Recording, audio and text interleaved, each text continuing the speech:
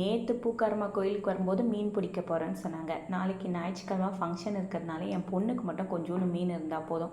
நம்ம கொஞ்சோண்டு போய் கடையில் மார்க்கெட்டில் வந்து ஒரு 1/4 கிலோ கேட்டால் ஒரு மாதிரி பார்ப்பாங்க. அதனால் சரின்னு சொல்லிவிட்டு பூக்காரம்மா கிட்டே, அக்கா நீங்கள் கொஞ்சோண்டு எனக்கும் கொடுத்துருங்கக்கா அப்படின்னு சொன்னேன். அவங்க வந்து கழுவி க்ளீன் பண்ணி டப்பாவில் போட்டு வச்சுருந்து எனக்கு ஃபோன் அடித்தாங்க. நான் போய் கலெக்ட் பண்ணிட்டு வந்துட்டேன். அப்போ அவங்க வீட்டில் பார்த்தீங்கன்னா பசங்க விளையாடுறதுக்கு பூனைங்க கூட விளையாடிட்டு இருந்தாங்க.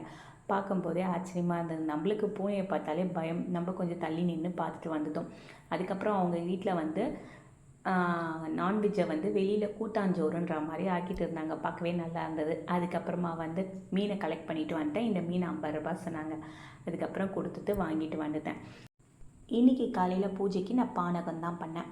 அதுக்கப்புறம் பார்த்திங்கன்னா பானகம் படைச்சிட்டு சாமிலாம் வேலையெல்லாம் முடிச்சுட்டு நான் மீன் குழம்பு வச்சுட்டு ஃபங்க்ஷனுக்கு கிளம்பியாச்சு. இன்றைக்கி ஒரு காது குத்தல் ஃபங்க்ஷனுக்கு போயிட்டு வந்தாச்சு.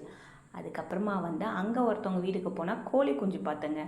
அவங்க வந்து கோழி குஞ்சு வந்து குழந்தை கேட்டான்னு விளையாடுறதுக்கு வாங்கி கொடுத்துருந்தாங்க.